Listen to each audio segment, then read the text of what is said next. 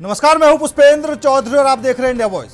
प्रधानमंत्री नरेंद्र मोदी का 30 मार्च को नागपुर दौरा रहने वाला है। वो आरएसएस मुख्यालय पहुंचेंगे, लेकिन जो आरएसएस और बीजेपी के बीच कहीं ना कहीं वो खटास दिखाई दे रही थी, क्योंकि लोकसभा चुनाव में भी देखने को मिला जिस तरीके से बीजेपी के राष्ट्रीय अध्यक्ष जेपी नड्डा ने बयान दिया कि जब अटल जी थे उस समय हमें संघ की जरूरत थी, लेकिन आज बीजेपी मजबूत स्थिति में है और हमें संघ की जरूरत नहीं है। लेकिन अब प्रधानमंत्री नरेंद्र मोदी खुद आरएसएस मुख्यालय जा रहे हैं और क्या कुछ मायने इस मुलाकात के लगाए जा सकते हैं, क्योंकि काफी ज्यादा महत्वपूर्ण ये मुलाकात मानी जा रही है और कयास ये भी लगाए जा रहे हैं कि अगले महीने बीजेपी के राष्ट्रीय अध्यक्ष का चुनाव भी होना है। तो चुनाव को लेकर भी हो सकता है आरएसएस की तरफ से हरी झंडी मिल जाए, क्योंकि ऐसा माना जाता है कि आरएसएस की बिना राष्ट्रीय अध्यक्ष का चुनाव नहीं किया जा सकता। और चुनावों में भी देखने को मिला,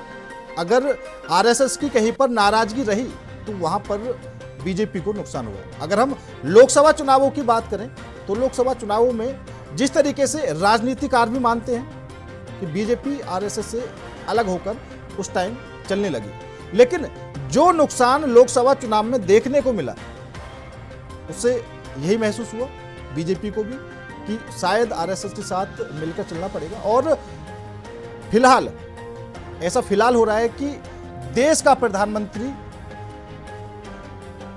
आरएसएस कार्यालय जा रहा हो। तो प्रधानमंत्री नरेंद्र मोदी की 2014 के बाद ये मोहन भागवत से तीसरी मुलाकात है। हालांकि 2023 में भी मुलाकात होनी थी, लेकिन किसी कारण वो मुलाकात नहीं हो सकी।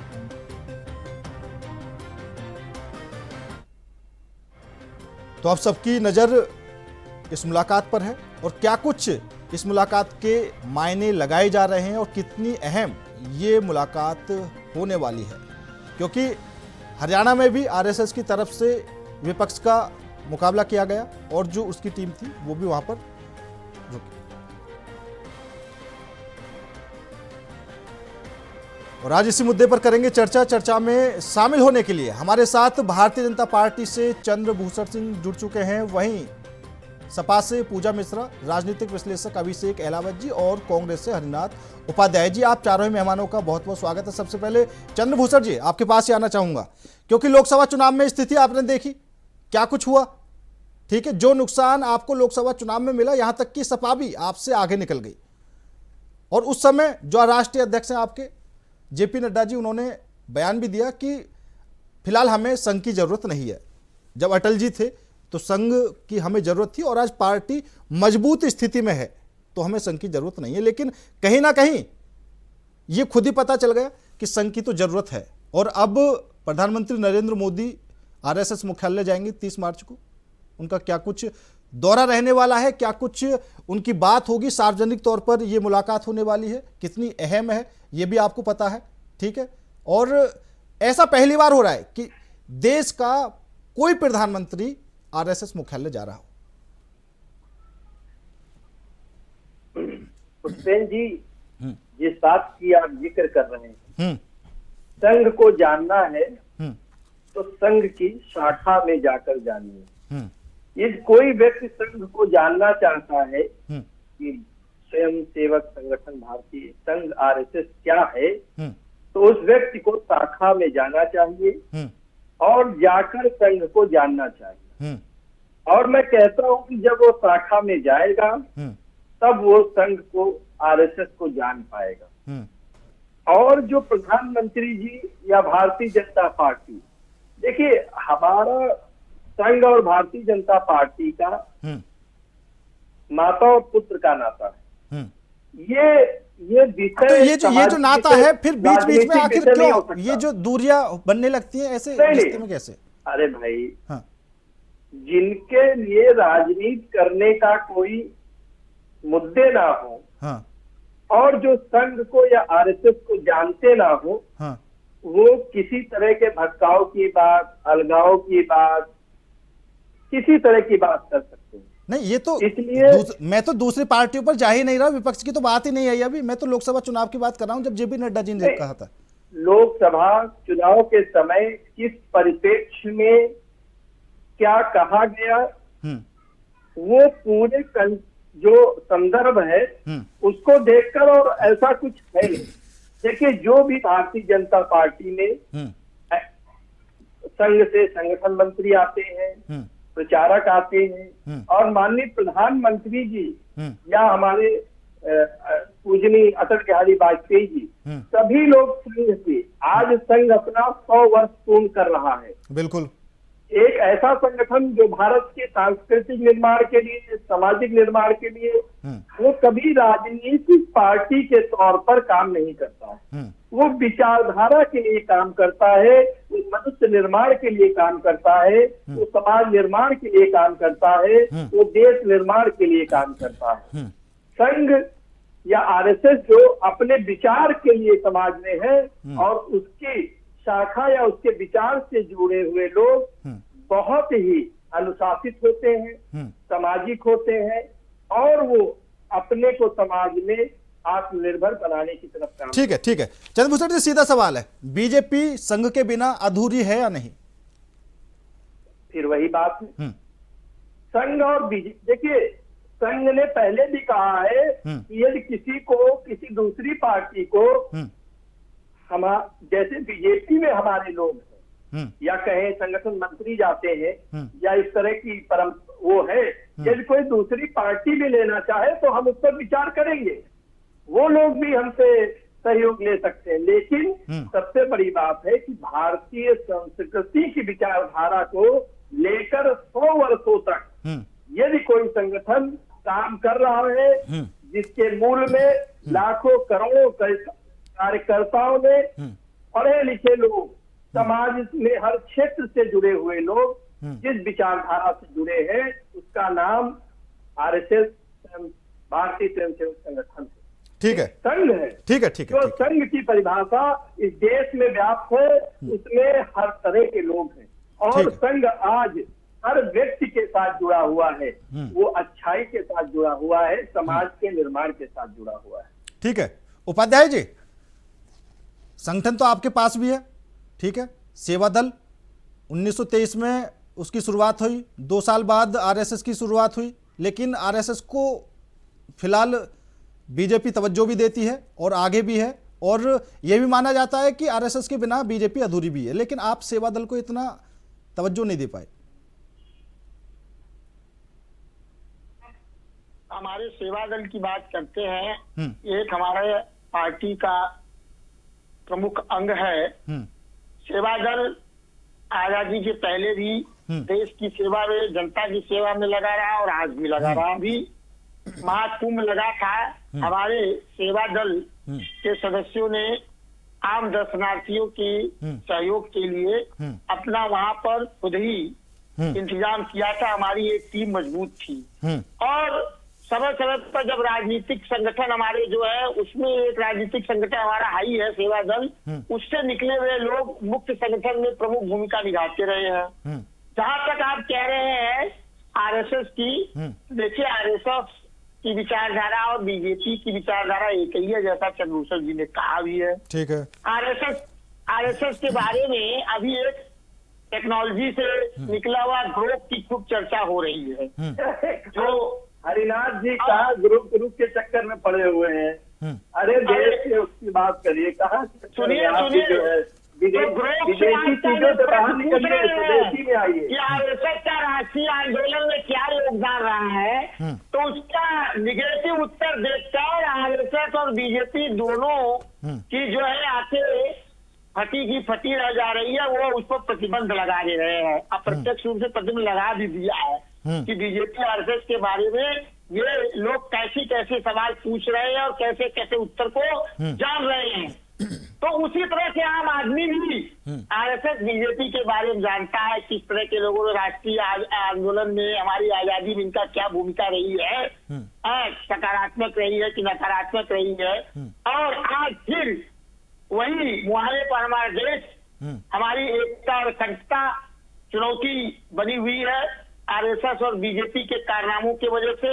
निश्चित रूप से देश जनता कभी जो है इनके कारनामों को माफ नहीं करेगी। जो जिस तरह से ये धर्म के आधार पर, जाति क्षेत्र के आधार पर देश को बांटने का काम कर रहे हैं, आगे आने वाले समय में हम लोगों के लिए यह महत्वपूर्ण चुनौती होगी। इनकी विचारधारा किस तरह से जो है रोका जाए और आम युवाओं को भटक रहे हैं की विचारधारा लेकर, विदेशी विचारधारा लेकर इस देश में थोपा नहीं जा सकता।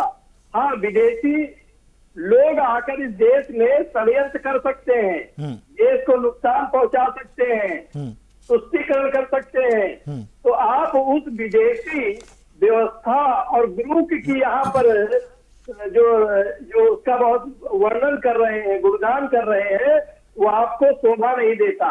मैंने पहले ही कहा कि आरएसएस को जानना हो तो उसकी शाखा में आइए।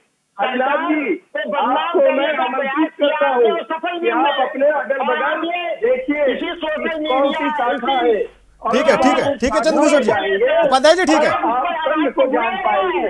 ठीक है राहुल गांधी और उनके जैसे विदेशी विचार की ठीक है पूजा मिश्रा जी, क्योंकि अब की बार लोकसभा में तो आपने उत्तर प्रदेश में जो कारनामा करके दिखाया वो काफी ज्यादा दिलचस्पी था, और ये भी देखने को मिला कि जो समाजवादी पार्टी की ताकत है, जो अखिलेश यादव जी ने उत्तर प्रदेश में करके दिखाया, उसमें भारतीय जनता पार्टी को नुकसान हो गया। लेकिन अब आगे की रणनीति क्या होगी बीजेपी की तरफ से, उसके लिए अब प्लानिंग भी शुरू हो चुकी है, और अब आरएसएस का साथ भी पिछली बार लोकसभा चुनावों में क्या कुछ वजह रही वो अलग बात है, लेकिन अब की बार अगर मिला तो क्या आपको नुकसान हो सकता है?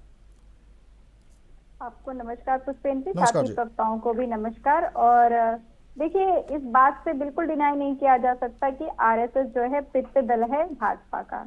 वो अलग बात है कि जो है आप कह रहे हैं कि आरएसएस जो है इससे पहले नाराज था, नहीं, ये आप गलत कह रहे हैं। पिता पुत्र से कितना भी नाराज हो जाए घर नहीं बैठ जाएगा। आपको भी जानकारी होगी जो है जब उत्तर प्रदेश में जो है चल रही थी चर्चा की युवा बेरोजगार रह रहे, तो आरएसएस ने कहा था कि हम रोजगार का सृजन करेंगे उत्तर प्रदेश में, हम जो है युवाओं को रोजगार देंगे, सरकार अगर काम नहीं कर पा रही है तो ये उनकी जो नाराजगी है ना, इससे ये कहीं नहीं हो जाता कि जो है सहूलियत विपक्ष को मिल गई हुई थी और इसलिए विपक्ष ने जो इतनी सीटें जो है जीत ली हुई थी। पुष्पेंद्र जी, ये कहना ये कहीं न कहीं जो है दर्शाता है कि आप कम आंकना चाहते हैं विपक्ष को। विपक्ष मजबूती के साथ में कार्य कर रहा था, जनता के बीच में था, जनता के मुद्दों में हमेशा कहती हूँ कि जनता अपने मुद्दे पे वोट करती है। वो अलग बात है कि सरकार बनने के बाद में आप उनके मुद्दों को पूरा मत करिए। जो सरकार जब आप चुनाव लड़ रहे थे तो आपने जो नारे दिए, जो आपने वादे किए, आपने जो मुद्दे उठाए, उन मुद्दों को पूरा मत करिए, वो अलग बात करती। भाजपा ने जो मुद्दे उठाए, 2 करोड़ हर साल रोजगार, ये बातें जो है जनता के बीच की बातें थी। महंगाई कम कर देंगे, जो पेट्रोल डीजल के दाम बढ़े हैं वो घटा दिया जाएगा। ये जो जितनी बातें लेकर के जो है भाजपा चली हुई थी, ये मुद्दे थे और ये मुद्दे जो है जनता के साथ में अलाइन किए, तब भाजपा को वोट मिला। वो अलग बात है कि वो मुद्दों को पूरा नहीं कर रहे हैं। और अगर वो समाजवादी पार्टी को वोट दिया है 2024 में, तो ये भी बात तय है कि समाजवादी पार्टी ने जो मुद्दे उठाए वो जनता के मुद्दे हैं और जनता ने अपने मुद्दों को देखते हुए समाजवादी पार्टी को वोट किया था। और आप जानते हैं पुष्पेंद्र, उनको पता था कि समाजवादी पार्टी को अगर वोट करेंगे तो उनको पता है इंडिया ब्लॉक के अलायंस में चल रहे हैं, यहाँ पे केंद्र सरकार बनी, तो समाजवादी पार्टी को इतना वोट दिया भी जाता है तो ये भी पॉसिबिलिटी बनती है कि समाजवादी पार्टी की सरकार केंद्र में नहीं बनने जा रही। लेकिन उसके बावजूद भी अगर आप मुद्दों की बात करेंगे तो जनता आपको वोट करेगी, वो सारी चीजें हट जाती है। अभी आरएसएस की बात चल रही थी, ये कह रहे हैं हमारे पिछले सत्ता जो पिछले संगठन है उसको डिनाई नहीं किया, तो मैं कहती हूँ कि अच्छा पूजा जी, एक चीज और देखी जाए, अगर लोकसभा चुनाव में देखें तो जरूर कांग्रेस आपके साथ थी, लेकिन कांग्रेस को वो ज्यादा फायदा नहीं मिल पाया। मतलब फायदा तो मिला, क्या बात कर रहे हैं, फायदा तो मिला, लेकिन वो वाला नहीं मिल पाया जो मिलना चाहिए था। ना पुष्पेंद्र जी, 6 गुना आप कल मल्टीप्लाई तो करिए, कहाँ 1 कहाँ 6। आप अगर रेशियो जाते हैं तो आप कह रहे हैं उत्तर प्रदेश की बात कर रहे हैं, तो उत्तर प्रदेश में आप 17 सीट पे लड़ते हैं, उसमें आप जो है 6 सीटें जीतते हैं। 63 सीटें जो है हमारे पास में थी, जिसमें से एक जो है भदोही की जाती है टीएमसी के पास में, वो हम कुछ वोटों से हारते हैं। और उसके बाद में आपको पता है कि 62 सीटों पे और प्योरली समाजवादी पार्टी के प्रत्याशी लड़ते हैं। नहीं, मेरे कहने का मतलब ये था कि आपके साथ कांग्रेस लड़ी तो इतना फायदा हुआ, क्योंकि और जगह भी कांग्रेस अकेले लड़ रही है, वो फायदा कहाँ मिल पा रहा? आपको भी जानकारी होगी जो है पुष्पेंद्र जी कि और जगह कांग्रेस अकेले लड़ रही है, तो समाजवादी पार्टी का जो है हरियाणा में कितना जनाधार है, महाराष्ट्र में कितना जनाधार है और बिहार में कितना जनाधार है। आपको जानकारी तो होगी, हरियाणा में जो है हम दो विधानसभाएं रही है हमारी, एक बार 2004 में रही, एक बार उससे पहले रही है। तो ऐसा नहीं कि हम वहाँ पे चुनाव लड़ नहीं सकते थे। महाराष्ट्र में भी जो है आपको जानकारी है, बिहार में जो इतिहास जो सच्चाई है उसे एक्सेप्ट करने में हमें कोई गुरेज नहीं। मतलब कांग्रेस स्ट्रॉन्ग पार्टी है, पार्टी का जी, कांग्रेस स्ट्रॉन्ग पार्टी है, हर पार्टी स्ट्रॉन्ग है। ये अगर आप मानते हैं दिल्ली में अखिलेश यादव जी, दिल्ली में अखिलेश यादव जी लगीना से एक सांसद हुए हैं। हाँ, दिल्ली में अखिलेश यादव जी केजरीवाल जी के साथ चले गए। इतने सारे लोग परेशान हो गए सत्ता पक्ष के। आप किसी पार्टी को, ये होता नहीं है, ये तो गजब बात हो जाएगी अगर आप किसी पार्टी को कम आंक लेंगे तो ये मैं कहूंगी नहीं, कि मैं कम कहा करूं, मैं आपसे फहमी है। हाँ, आप जो बोल रही है ना, मैं तो सीधा सा उदाहरण दिया कि कांग्रेस का जो फायदा हुआ वो आपके साथ मिलकर हुआ उत्तर प्रदेश में, ठीक है, सभी को पता है। और आप कह भी रही हैं कि कांग्रेस मजबूत भी हो और राज्यों में। तो मेरा यही था कि उत्तर प्रदेश में अखिलेश यादव जी ने कांग्रेस का साथ दिया, ठीक है, दिल्ली में क्यों केजरीवाल जी के साथ चले गए वो? हमने कांग्रेस को थोड़ी कहा था कि अब दिल्ली में जो है आप आम आदमी पार्टी के साथ में मत लड़िए। हमारा बिल्कुल साफ सिद्धांत है कि जो सरकार है जो गलत नीतियां लेकर के आ रही है, ये हमें कहने की भी जरूरत नहीं है। जो भी नीतियां लेकर किसान के लिए लेकर के आते हैं बिल, किसान सड़क पे आ जाते हैं। ये जो युवा के लिए लेकर के आते हैं एग्जाम, युवा सड़क पे आ जाते हैं। जो ये जिनके कहते हैं पेंशन लेकर के आते हैं, जिनको पेंशन भुगत होगी वो जो है सड़क पर आ जाते हैं। जिनके लिए योजनाएं लेकर के आते हैं वो सड़क पे आ जाते हैं। तो इसका मतलब है कि इनकी योजनाएं जो है जनहित में तो नहीं जा रही है। और ठीक है पूजा जी, हालांकि हाँ ठीक है, हालांकि समाजवादी पार्टी का तो जो मजबूती से एक खंबा गड़ा हुआ है कह सकते हैं उत्तर प्रदेश में, लेकिन आम आदमी पार्टी और कांग्रेस का कहीं ना कहीं समझ में नहीं आता, क्योंकि अब पंजाब में कांग्रेस आम आदमी पार्टी के खिलाफ ही प्रदर्शन करने से लगी हुई है कि भैया जो आपने वादा किया था महिलाओं को 1000 रुपए देने का वो आपने पूरा नहीं किया। खैर मैं आऊंगा आपके पास दोबारा। इलाहाबाद जी, क्योंकि लग रहा था बीजेपी और आरएसएस के बीच कभी ना कभी बीच में ऐसी चर्चाएं आती जाती रहती हैं कि कहीं ना कहीं खटास हो गई है, ठीक है, अब दूरियां कम हो जाएंगी। 2014 के बाद 3 बार पीएम मोदी और मोहन भागवत की मुलाकात हुई, ठीक है, 2023 में भी मुलाकात होनी थी लेकिन किन्हीं कारणों की वजह से नहीं हो सकी, ठीक है। और ऐसा पहली बार हो रहा है कि देश का कोई प्रधानमंत्री आरएसएस मुख्यालय जा रहा हो। तो क्या कुछ अहम ये मुलाकात हो सकती है? कितनी महत्वपूर्ण आप इस मुलाकात को देखते हैं? हाँ पुष्पेंद्र भाई, सबसे पहले तो मैं अपनी पैनल को प्रणाम करना चाहूंगा, जो हमारे पैनल के साथी हैं और जो हमारे दर्शक हैं, मैं उन सभी को प्रणाम करना चाहूंगा। और दूसरी बात मैं कहना चाहूंगा कि पहले विचारधारा पे बात करते हैं। आरएसएस बीजेपी की विचारधारा, बीजेपी की क्या विचारधारा होगी वो आरएसएस तय करता है। जब बीजेपी अपनी आरएसएस की विचारधारा से अलग जाती है या कोशिश करती है, ऐसा कोई देखा नहीं गया, परंतु उसको नुकसान होता है। बिल्कुल। अब हम आते हैं कांग्रेस पार्टी में, जो कि देश की सबसे ही मजबूत विपक्षी पार्टी है, परंतु उनकी विचारधारा कहाँ है? ये हुम्स, उनकी तरफ से उनकी विचारधारा शुरू होती है 1825 से, पता नहीं बहुत पहले से 1885 में कहीं इन्होंने बीजेपी कांग्रेस की स्थापना कर दी थी। 1885 में स्थापना हुई थी, 1823 में संघ से बदल जी। तो और सेकंड हम आते हैं अपनी समाजवादी पार्टी पे, तो ये कम्युनिज्म की देन है। ये अपने आप को समाजवादी कहते हैं, जिसका इंग्लिश में अर्थ होता है कम्युनिज्म, माओवाद। और क्षमा मैं चाहूंगा अपनी बहन पूजा मिश्रा से कि कहीं भी समाजवादी पार्टी उस दिशा में दिखाई नहीं देती कि जो आइडियोलॉजी, जिस हिसाब की आइडियोलॉजी से बनाई हुई। अच्छा, अब हम आगे आते हैं, अलायंस में आते हैं। अलायंस जब शुरू हुई तो बीजेपी के केवल खिलाफ आने के लिए इन्होंने कांग्रेस और सपा और बाकी विपक्षी दलों ने इन्होंने अपनी अलायंस बनाई, जिसको इन्होंने इंडिया अलायंस कहा। बहुत अच्छा नाम था, बहुत बढ़िया इन्होंने बड़ी शुरुआत करी। और यूपी में ये बीजेपी को नुकसान पहुंचाने में समाजवादी पार्टी एक तरीके से कारगर भी रही। परंतु उसके बाद अगर आप देखें, जैसे ही चुनाव का परिणाम आता है और कांग्रेस जो है वो चारों खाने चित हो जाती है, तो समाजवादी पार्टी के जो नेता हैं माननीय अखिलेश यादव जी, उन्होंने आंखें दिखानी शुरू की राहुल यादव जी को, राहुल गांधी जी को। उसका परिणाम क्या हुआ? दिल्ली के इलेक्शन हुए, वहां पे समाजवादी पार्टी चली गई केजरीवाल जी के साथ, और वहां पे वो चारों खाने चित हो गए। अब ये कहते हैं कि हम तो समाजवाद की राजनीति करते हैं। बिहार की आप राजनीति देख लीजिए, वहां पे भी जातिगत याद एक तरीके की राजनीति है। ये भी यादव हैं और वहां पे भी यादव राजनीति चल रही है, और वहां पे इनको कोई कदम नहीं रखने दे। जो इनकी अलायंस के पार्टनर्स हैं, चाहे कांग्रेस हो चाहे लालू प्रसाद यादव हो, वो अखिलेश यादव को बिहार में नहीं आने देंगे। तो बीजेपी इस समय बहुत ही अच्छी फाइट में है। उसका कारण ये है कि विपक्ष जो है वो आज भी कमजोर है। हालांकि एक मजबूत डेमोक्रेसी के लिए एक मजबूत विपक्ष का होना बहुत जरूरी है, जो हम भी चाहते हैं।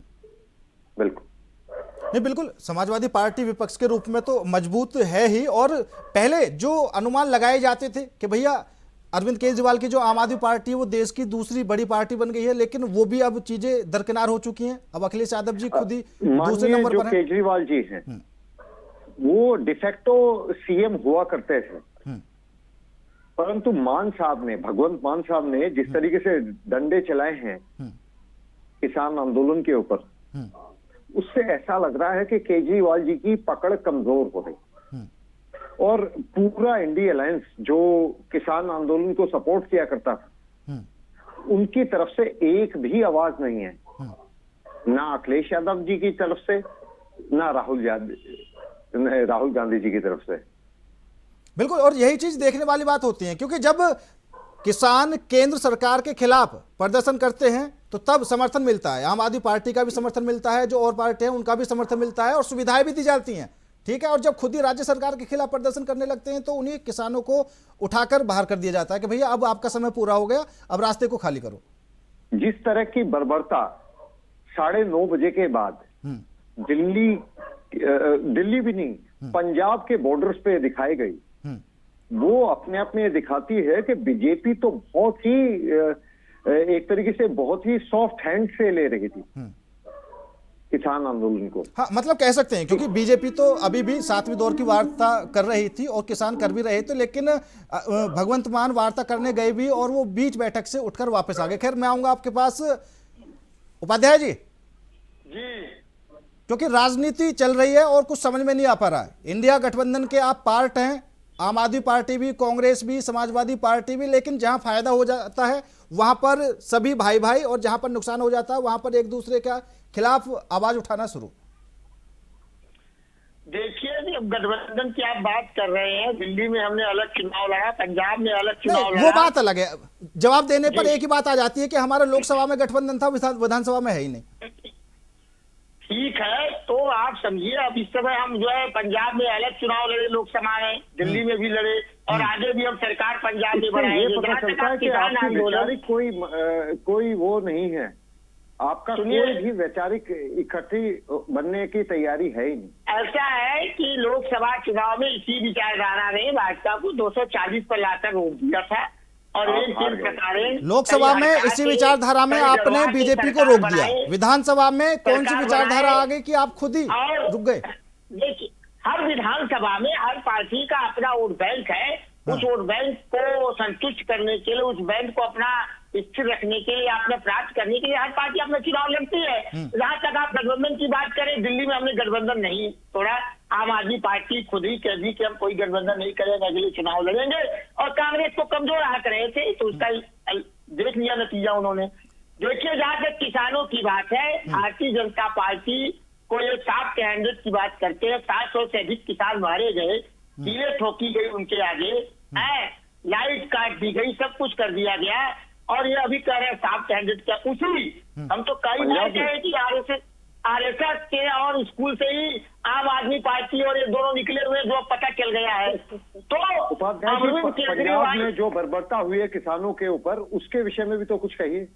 एकदम गलत है, वही तो कहने जा रहे हैं। आम आदमी पार्टी धरने से निकलने वाली पार्टी है, आंदोलनों से निकलने वाली पार्टी है, जो कांग्रेस ये एलावत जी मैं बोल रहा हूँ कि काफी डिबेट किए मैंने, ठीक है, और आम आदमी पार्टी के प्रवक्ता, कांग्रेस के प्रवक्ता भी, समाजवादी पार्टी के प्रवक्ता भी अब स्थिति से पहले जब बैठते थे ना, दिल्ली विधानसभा चुनाव से पहले, हरियाणा विधानसभा चुनाव से पहले, तो एक दूसरे के खिलाफ एक शब्द नहीं बोलते थे, एक भी शब्द, कि सामने मेरा भाई बैठा, हो सकता है बुरा मान जाए। अब खुलकर जिस तरीके से दिल्ली विधानसभा चुनाव में एक दूसरे पर कटाक्ष करना शुरू किया, उसके बाद से ही प्रवक्ताओं की भाषा बदल गई। अरे भाई, जब आप चुनाव लड़ते थे, नीतीश कुमार के डीएनए में सवाल उठाए थे, तो उनके प्रवक्ता का समर्थन करते थे का? अलग होकर चुनाव लड़ रहे थे तो कब मिल जाते हैं ये सब अलग हो जाते हैं। नहीं, मैं तो आज भी कहता हूं कि नीतीश कुमार का कोई भरोसा नहीं है, ठीक है। नीतीश कुमार खुद ही इंडिया गठबंधन की शुरुआत करते हैं, सभी को एक मंच पर लाते हैं और खुद ही चले जाते हैं, फिर बीजेपी का पार्ट बन जाते हैं, ठीक है। अभी क्या भरोसा कर सकते हैं?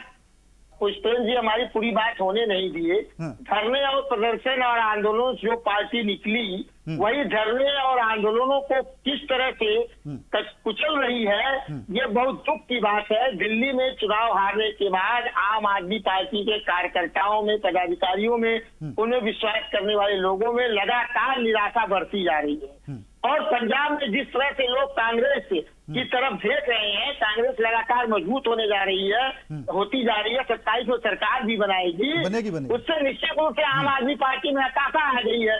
और उसी का परिणाम है ये किसानों के आंदोलन को जिस तरह से इन्होंने कुचला है, वो निश्चित रूप से दुर्भाग्यपूर्ण है। और कहीं न कहीं ये संकेत देता है कि भारतीय जनता पार्टी और आम आदमी कहीं पार्टी मिल तो नहीं गए अंदर, कहीं ए और बी टीम तो नहीं हो गए हैं, दोनों लोग किसानों को कुचलने को उतारू हो गए हैं। ये लोग जो है आंदोलनों को कुचलते हैं, जबकि हमारे लोकतंत्र के आंदोलन एक जीता जाता लोकतंत्र का सबूत होता है। अपनी मांग करने, किसान मांग करे, बेरोजगार मांग करे, गरीब मांग करे, युवा नौकरी मांगे, इस पर लाठियां चलाए, आम आदमी पार्टी की सरकार है, चाहे भाजपा की सरकार है, इसका लगातार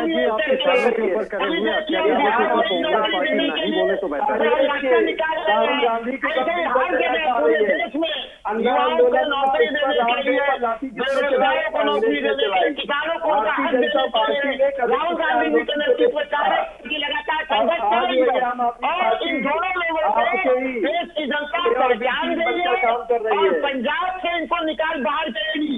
अभी किसान जो है वहां पर जिस तरह से किसानों के साथ एक व्यवहार करे आम आदमी पार्टी और बीजेपी दोनों मिलकर, वहां की जनता इनको जवाब आने वाले विधानसभा चुनाव में देगी। ठीक है उपाध्याय जी, ठीक है, कांग्रेस को अधिक सीट देकर, ठीक है। लेकिन उपाध्याय जी, पता है प्रोसेस क्या होना चाहिए था?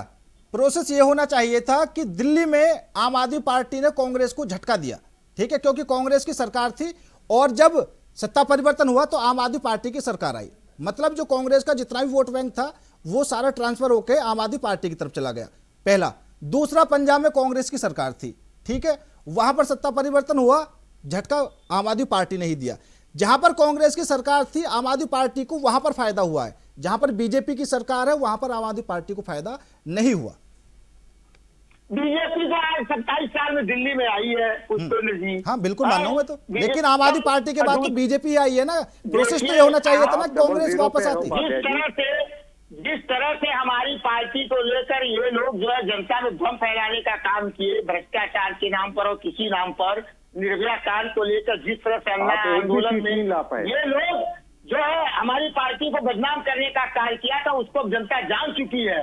और अपनी सरकार, और उन लोगों में उपाध्याय जी, उन लोगों में कांग्रेस पार्टी भी थी, माफ कीजिए, आम आदमी पार्टी भी थी उन लोगों में। आम आदमी पार्टी ने ही सबसे पहले आवाज उठाई थी कांग्रेस की खिलाफ। पार्टी तो यही के इशारे पर काम कर रही थी भैया, आरएसएस के इशारे पर। तो फिर क्यों लोकसभा में गठबंधन कर लिया आपने? देखिए, लोकसभा के बाद इनका चेहरा आ गया ना सामने, छिपा हुआ था चेहरा। अरे उपाध्याय जी, जिस तरह से हरियाणा में इनको छोड़ा गया, चुनाव विधानसभा के पहले जेल से छोड़ा गया, अब देखिए तमाम केस इन पर चल रही है, कहीं समझौता तो नहीं हुआ है। और बीजेपी किसानों को कुचल रही थी, समझौता हुआ होगा, इधर ये भी कुचल रहे हैं। व्यापारियों का हित देख रहे हैं, ये किसानों का हित नहीं देख रहे हैं। इनके मंत्री कह रहे हैं हमारा व्यापार में बड़ा घाटा हो रहा है, उद्योग मंत्री है। यानी किसानों की कोई चिंता नहीं है, न बीजेपी को न आम आदमी पार्टी को। ठीक है चंद्रभूषण जी, कहीं ना कहीं क्योंकि सुनने में आ रहा था कि वहाँ की जनता जवाब देगी अब की बार 27 में कांग्रेस की सरकार हाँ, बनाकर। चंद्रभूषण जी। और कांग्रेस की सरकार किसानों के साथ, महिलाओं के साथ, गरीबों के साथ सबको न्याय देने का काम करेगी। ठीक है चंद्रभूषण जी। जी देखिए, कांग्रेस अपनी प्रोपेगेंडा में फंसी रहती है। पेंडुलम देखा ना, पेंडुलम, इधर भी जाना, इधर भी जाना, इधर भी जाना, इधर भी जाना। ये विचारधारा इनकी पेंडुलम हो गई है।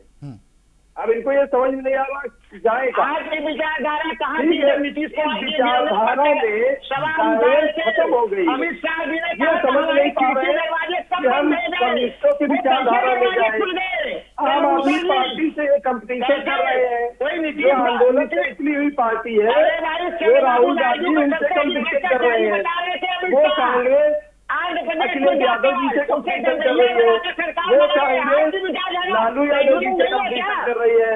वो कांग्रेस टीएमसी से कंपटीशन कर रही है। अरे कांग्रेस किससे कंपटीशन नहीं कर रही है। मैं ये कह रहा हूँ कि जो कांग्रेस का वट वृक्ष था, उस वट वृक्ष में अब पत्ते नहीं है, सब पत्ते झड़ गए हैं और कांग्रेस सूख गई है। क्यों सूख गई है? इन्होंने जो विचारधारा का, तुष्टीकरण की विचारधारा का, उसमें पानी डालना शुरू किया, उसी से सूखना शुरू हो गए। और ये कांग्रेस, हरिनाथ जी यहाँ बैठे हुए हैं, एक तरफ केजरीवाल और राहुल गांधी बैठ के नाश्ता करेंगे, चाय पानी पिएंगे, उधर राहुल गांधी को लालू प्रसाद यादव दूल्हा बनाएंगे और इधर आकर बारात और कोई लूट ले जाएगा। तो ये कांग्रेस को यही नहीं पता है कि उसकी विचारधारा क्या है। और ये जब तक अपनी विचारधारा पर कायम नहीं रहेंगे, यही कांग्रेस है जो कुंभ में नहाने नहीं जाती है। यही कांग्रेस है जो राम मंदिर का विरोध करती है और इफ्तार पार्टी में दिल्ली में बैठकर इफ्तार में रोजे तोड़ती है। नहीं, वो तो आपके नेताओं ने भी किया, वो तो आपके नेताओं ने भी किया। इफ्तार पार्टी में तो आपके नेता भी गए, लेकिन अपनी विचारधारा पर कायम रही है और जनता को अब गुमराह नहीं कर सकते। कांग्रेस ने बहुत गुमराह किया 70 वर्षों में। तो ये समझने की बात है। और बड़ी अच्छी बात कही, आम आदमी पार्टी और कांग्रेस, देखिए कांग्रेस ने कभी किसी को आंदोलन नहीं करने दिया, कभी किसी पर बात नहीं की, हमेशा तानाशाही करी। और वही आम आदमी पार्टी अपनी राजनीति को बचाने के लिए पंजाब में कर रही है। ठीक है उपाध्याय जी, चंद्रभूषण जी की कहने का मतलब है कि कांग्रेस पार्टी भूल भुलैया में फंस गई है, कुछ भी समझ में नहीं आ रहा, कोई रास्ता नहीं दिखाई दे रहा। देखिए, कांग्रेस पार्टी किसी भूल भुलैया में नहीं फंसी है।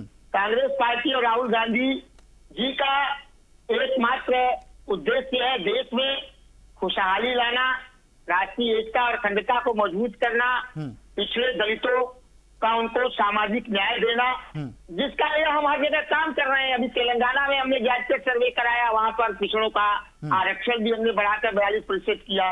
पूरे देश में हम यही बात कह रहे हैं, हम अपने संगठन में उनको भागीदारी दे रहे हैं हर जगह, जिस अनुपात में देना चाहिए। तो लगातार जो है हम जमीन पर अपने व्यवहारिक रूप से जो सामाजिक न्याय के सिद्धांत है उसको उतारने का काम कर रहे हैं। मतलब जमीनी स्तर पर कांग्रेस मजबूत है? जी, अगर नहीं मजबूत है। हरियाणा में 11 साल से तो संगठन ही नहीं है।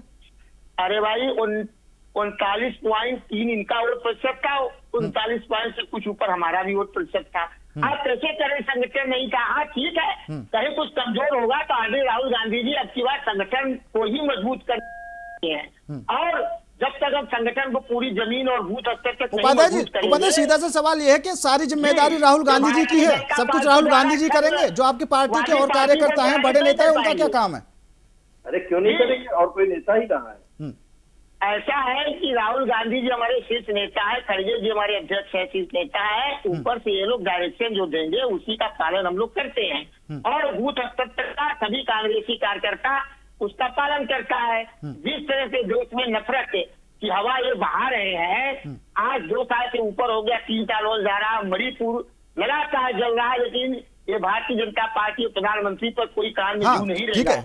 जलने से याद आया चंद्रभूषण जी, अब ऐसे में 30 मार्च को प्रधानमंत्री जी नागपुर पहुंचेंगे और नागपुर में किस तरीके से हिंसा भड़की हुई है वो भी आपको पता है। देखिए, नागपुर में जो सुनियोजित घटना घटी है उसमें कहीं ना कहीं ये विदेशी तत्वों का कुछ हाथ है और कुछ एलिमेंट्स हैं। मैं अभी लेना नहीं चाहता उन लोगों का नाम, जो पहले भी इस तरह के कृत्य करते रहे हैं जिसमें टूल की यूज की जाती रही है। मैं यहाँ पर उसकी घोषणा नहीं करूंगा, लेकिन आपको कुछ दिनों में पता चल जाएगा कि ये किसी न किसी टूल किट का हिस्सा जरूर है।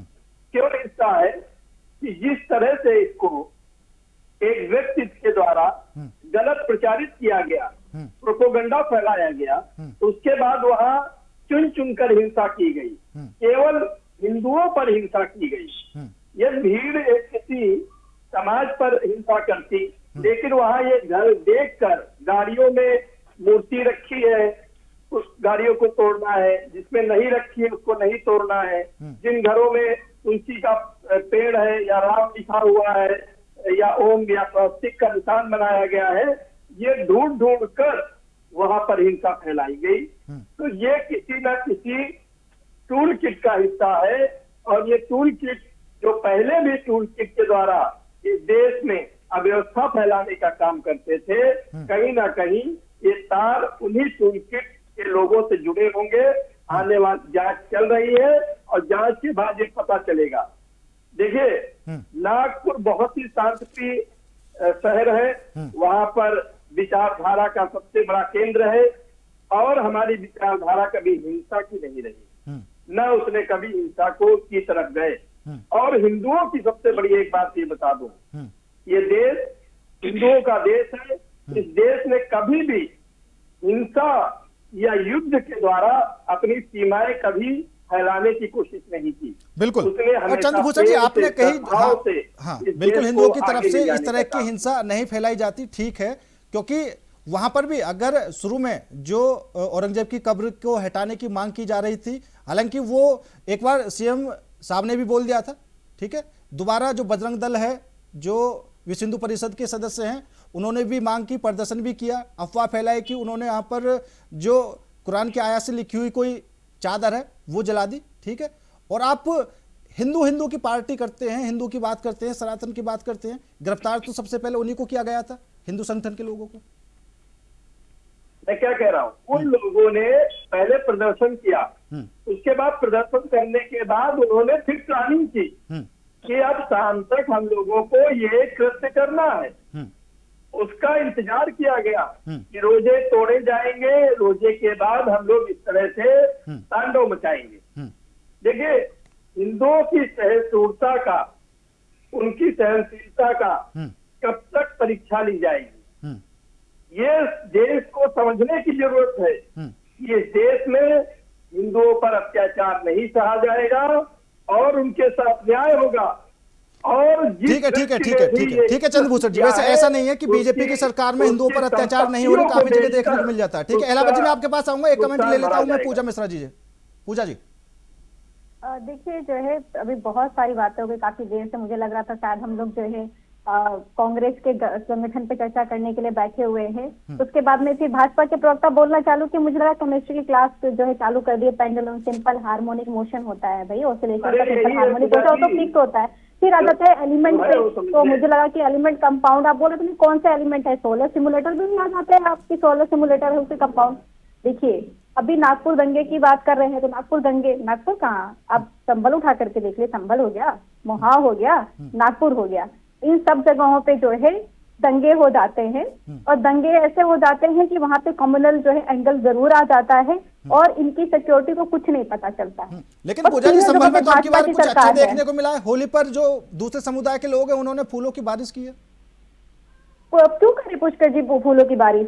अगर जो मेरी बगल में कोई नमाज पढ़ रहा होगा, मैं तो थोड़ी जाऊंगी उसके चादर बिछाने के लिए, जरूरी थोड़ी ना है। ये जरूरी नहीं है कि मैं बाधा ना डालूं, क्योंकि वो भी भारत का नागरिक है, मैं बाधा ना डालूं जो है ये जरूरी है। और अगर मान लीजिए कोई बाधा डालने जा भी रहा है, तो पुलिस प्रशासन, लॉ एंड ऑर्डर इसीलिए है कि ये बाधा ना डाले, उस बाधा डालने को रोका जाए। नहीं तो ये भी तो पुलिस प्रशासन की वजह से हुआ, ये बीजेपी की वजह से थोड़ी हुआ। पुलिस प्रशासन वहां पर स्ट्रांग था। कहाँ पे स्ट्रांग था? स्ट्रांग होते तो दंगा हो जाता। कैसी बात करते हैं? क्या दंगा हुआ बताइए, जानकारी है?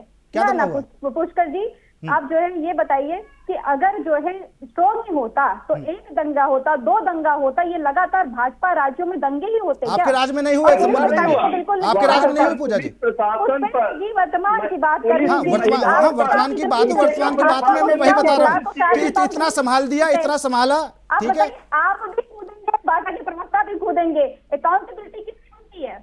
सरकार की बनती है, लॉ एंड ऑर्डर मेंटेन करना। यहाँ क्या चल रहा है? जो पुलिस प्रशासन बयानबाजी कर रहा है और हम पुलिस बयानबाजियों पर डिस्कशन कर रहे हैं, ये तो गलत ही है।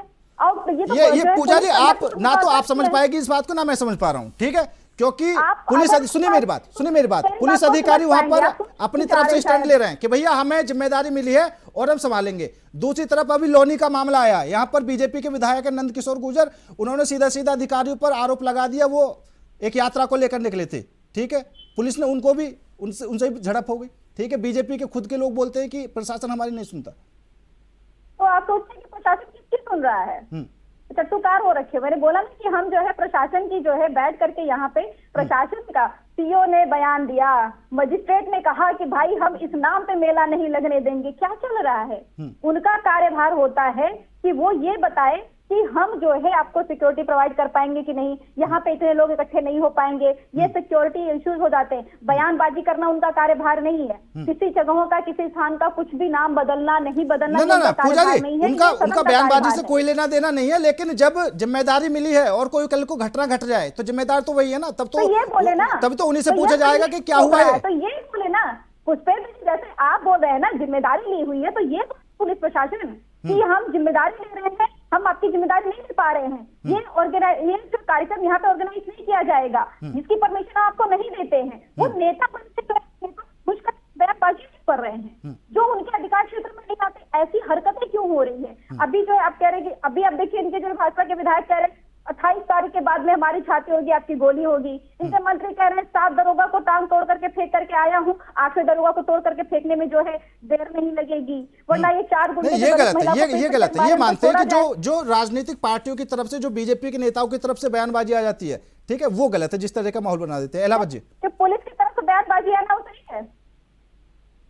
बहन पूजा और उपाध्याय जी, मैं आपसे पूछना चाहता हूं कि लगभग 14 से पहले हमारे देश में हम पार्कों में जब बच्चे जाते थे तो वो एक मैसेज लिखा रहता था कि कोई खिलौना छू मत देना। जब हम रेलगाड़ी में बैठते थे तो एक मैसेज चला करता था कि कोई बक्सा बैठा रखा दिख जाए आपको अपनी सीट के नीचे, उसको छू मत देना। आज वो स्थिति नहीं है। हम सुरक्षा एजेंसियां, वो किसी भी पार्टी की हो, उसको हम दरकिनार करते हैं, पर सुरक्षा एजेंसियों के खिलाफ जब आप उंगली उठाते हैं तो प्रशासन तो आपके भी जमाने में रहा, उपाध्याय जी के भी जमाने में रहा। तो उस जमाने में जब हम खिलौने को हमारा बच्चा हाथ लगाता था तो बम विस्फोट हुआ करते थे। बहन पूजा, मेरी आपसे बड़ी इल्तिजा है, बहन पूजा मेरी आपसे इल्तिजा है, आपकी उम्र हो सकता है मेरे बराबर हो। तथापि बात करिए, अभी लखनऊ में 3 दिन पहले जो है 5 थानों को क्रॉस करके 112 नंबर पे जो 3 घंटे पहले कॉल किया गया और लखनऊ में पुलिस पहुंच नहीं पाई, बच्चे के साथ में रेप हो गया, उसकी हत्या हो गई। बहन जी, हमारे जब हम छोटे हुआ करते थे, जब हम थोड़ी सी उम्र हमारी कम थी, तब बम विस्फोट हुआ करते थे हिंदुस्तान में, हनुमानगढ़ी में बम विस्फोट हुआ करते थे। आप हमारी सुरक्षा एजेंसियों को इस तरह जो है कटघरे में नहीं खड़ा कर सकते। मैं एक बात कहना चाहता हूँ, पूजा मिश्रा जी मुझे कहने दीजिए, मेरी आपसे गुजारिश है। मोडस ऑपरेंडी बदल चुकी है। मोडस ऑपरेंडी जो देश को नुकसान पहुंचाने वाली ताकतें हैं, उन्होंने मोटर बदल दी है। पूजा मिश्रा जी, बहन पूजा, मेरी बहन, एक बार मेरे को बोलने का मौका तो दो। पहले बम विस्फोट हुआ करते थे। मैं आपकी पूजा जी सुन लीजिए, मैं बीजेपी को भेजने वाला हूँ, मुझे मौका तो दो बहन। नहीं होनी चाहिए वो डिक्रीज। अरे पूजा जी, अच्छा ठीक है को और जो है पूजा जी आपकी बात बहुत सही है, आपकी बात से मैं इत्तेफाक रखता हूँ। कितना है वो ठीक है पूजा जी, ठीक है पूजा जी आपकी बात से नहीं, पूजा जी अभी आपने कहा ठीक है, सरकारों में में कुछ दुर्घटना घटित हुई। पूजा जी, हाँ, आपकी ठीक बात है, से ठीक है, पूरी ठीक है। तरह इत्तेफाक रखता हूँ, ठीक है, परंतु मेरी बात पूरी तो हो जाने दीजिए। ठीक है पूजा इस जी। समय मोडस ऑपरेंडी दुश्मनों की हमारे देश को अनस्टेबल करने के लिए वो बदल चुकी। नूह में दंगा हुआ, हरियाणा में बीजेपी की गवर्नमेंट थी, वो उसे रोक नहीं पाए क्योंकि दंगा भड़काया गया सोशल मीडिया के थ्रू। वैसे ही संभल में आप जाइए, ASI archaeological survey of India, वो कोई ऐसी चीज नहीं कि बीजेपी ने भेजा।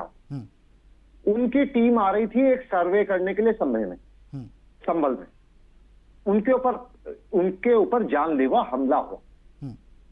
उसके बाद आप आइए, जो नागपुर की घटना, वो भी सेम वही मोडस ऑपरेंडी। इस समय हमारे देश के दुश्मनों ने अपनी मोडस ऑपरेंडी बदल दी। मैं ये जानना चाहता हूं, जो हमारे माननीय विपक्षी दल है, मैं मानता हूं आप भी यही चाहते होंगे कि हमारा देश सुरक्षित होना चाहिए, परंतु आप इसके ऊपर काम क्या कर रहे हैं? कांग्रेस के जो प्रवक्ता हैं, जो सपा के प्रवक्ता हैं, जो उन केसों में पकड़े जाते, अगर वो गलती से मुस्लिम हो जाते हैं तो आप उनको बचाने आते हैं। आप ये क्यों नहीं कहते कि मुस्लिमों को एक गलत अवधारणा के तहत किसको बचाने गए? स्ट्रेटेजिकली भारत के खिलाफ इस्तेमाल किया जा रहा है। आप ये बात क्यों नहीं कह सकते? अगर आपको बात करनी है तो फैक्ट के साथ में बात करिए। कब कहाँ मैं फैक्ट दे रहा हूँ, मैंने आपको फैक्ट दिया है। बहन पूजा, मैंने आपको नो का एग्जाम्पल दिया। पकड़े जाते हैं तो इनको बचाने चले जाते हैं। भाई देखिए, जहाँ पे दंगे हुए, मैं दंगों की बात कर रहा हूँ ना, अभी हाल के दंगे, मैं सपा के जमानों के दंगों की बात नहीं कर रहा हूँ। 2013 के दंगे जिस तरीके से मुजफ्फरनगर में किए थे, जो सपा प्रायोजित थे, यहाँ पे दुर्घटना घटित होगी, दंगा हो जाएगा, उसके बाद में आपकी मेरठ में मुसलमानों को CRPF ने इकट्ठा किया, गोली मारी और नहर में बहा दिया था। तब आपने प्रश्न नहीं पूछा। आप जानती हैं बहन, आपको इसकी जानकारी है? भाई संजय तुम क्या कर रहे हैं? कौन सा बहन, आपको इसकी जानकारी है? जब कांग्रेस का राज हुआ करता था, चलिए ठीक है, कॉन्स्टिट्यूशन के हिसाब से ही चलेगा। ठीक है, ठीक है, ठीक है, गोली मार के डाल दिया नहर में। ठीक है एलावत जी, ठीक है एलावत जी, ठीक है। पूजा जी चलिए, अभी क्योंकि आपके सरकार की बात बताई तो आपने बोला कि आप पीछे की बात क्यों करते हैं, आप 1947 में चले जाते हैं। मैं आगे की बात एक बार याद दिला देता हूं, ठीक है। 2011 में किसान आंदोलन में जब नोएडा में हुआ था, ठीक है, और कितने हजारों किसानों पर केस दर्ज हुए थे और उनको जेल में भी डाला था, मायावती की सरकार थी, ठीक है। बाद में परिवर्तन करना चाहिए ना, अगर किसी के खिलाफ गलत हुआ। आपकी सरकार आई बाद में, क्यों नहीं निकाला किसानों को बाहर? इनकी सरकार ने बहुत अच्छा काम किया है। हनुमानगढ़ी पे जिन आतंकवादियों ने हमला किया था, उन आतंकवादियों के मुकदमे यूपी गवर्नमेंट ने वापस लिए, जब अखिलेश यादव जी CM हुआ करते थे। कितने वापस हुए? क्या जो है मुकदमे जो है वो अपने आप से सरकार वापस ले लेती है बिना कोर्ट के मर्जी के, बिना जुरिडिक्शन? आतंकवादियों के मुकदमे वापस आपको पता है बिना जुरिडिक्शन लेती है मुकदमे वापस। आतंकवादियों के कोई गवर्नमेंट बिना मुकदमे, बिना कार्रवाई के, सरकार बिना प्रॉपर जुडिशियल प्रोसीजर के, क्या बिना एक समाजवादी पार्टी का मुख्यमंत्री ये कहता है कि हम मुसलमानों के मसीहा हैं और वो आतंकवादियों को खुली छूट देता है? वापस किया आप ये भी नहीं, आपसे मैं पूछना चाहता हूँ, किस हिंदू का आपने मुकदमा वापस किया? अतीक अहमद, सरकार की मुख्तार अंसारी, ये तो बाहुबली, ये माफिया थे, गुंडे थे। चलो ये तो छोड़ ही दीजिए, ये तो आपके पाले पोसे थे ही। आपने आतंकवादियों के मुकदमे वापस किए, आपको शर्म नहीं आती है? तो चलिए ठीक है, कर सकते हैं, ये बताइए आप। ठीक है, ठीक है, ठीक है। हालांकि जो ये 2011 की बात थी किसानों वाली, उसमें जरूर 2013 में कांग्रेस ने जरूर किसानों की मदद की और भूमि अधिग्रहण बिल पास करवाया, लेकिन अब बीजेपी की सरकार में वो भूमि अधिग्रहण बिल पर काम नहीं होता। उपाध्याय भाई के सामने कहना चाहता हूं, जब कांग्रेस सरकार ने भूमि अधिग्रहण बिल लाई और कांग्रेस के प्रवक्ता बाकायदा प्रेस के सामने बैठ के उस बिल को पेश कर रहे थे, तो माननीय राहुल गांधी जी आए और उन्होंने वो बिल फाड़ के मीडिया के सामने फेंक दिया। अब मैं जानना चाहता हूं ये क्या करना चाहते थे? क्या उनकी सरकार नहीं थी?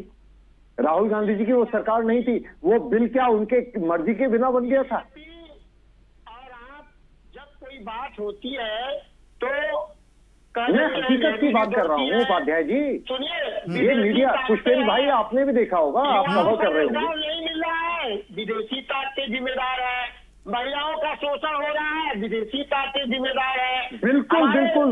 जब कांग्रेस पार्टी का अध्यक्ष, विदेशी घोषित अध्यक्ष, कांग्रेस पार्टी का घोषित अध्यक्ष चाइना की पार्टी के साथ शी जिनपिंग की मौजूदगी में एक MOU साइन करता है, मैं चैलेंज करता हूं उपाध्याय जी को, क्या आप उसको पब्लिक करिए ना?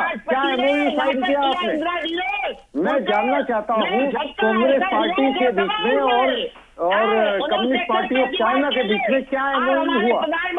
हमें, मैं एक आम आदमी के तौर पे जानना चाहता हूँ। उपाध्याय जी से मेरा सवाल है और मेरा चैलेंज है उपाध्याय जी, उपाध्याय जी ये चैलेंज है, ये एक आम आदमी का आपके सामने चैलेंज है। आप उस MOU को जो कम्युनिस्ट पार्टी ऑफ चाइना के साथ कांग्रेस पार्टी ने साइन किया था, उसको पब्लिक कर दीजिए। ठीक है ठीक है ठीक है ठीक है हमारे दिमाग ठीक है में अभिषेक जी, ठीक है ठीक है ठीक है अभिषेक जी, ठीक है वो खुल जाएगा। ठीक है अभिषेक जी, चंद्रभूषण जी, उपाध्याय जी, पूजा मिश्रा जी, थोड़ा समय की कमी है और मैं आप लोगों से विदा लेना चाहूंगा। आप सभी मेहमानों का बहुत बहुत धन्यवाद हमारे साथ इस खास चर्चा में जुड़ने के लिए। तो PM नरेंद्र मोदी का 30 मार्च को नागपुर दौरा रहने वाला है। RSS मुख्यालय प्रधानमंत्री नरेंद्र मोदी पहुंचेंगे और क्या कुछ महत्वपूर्ण चर्चा होने वाली है वो देखने वाली बात होगी। फिलहाल मेरे साथ इस खास पेशकश में इतना ही। नमस्कार।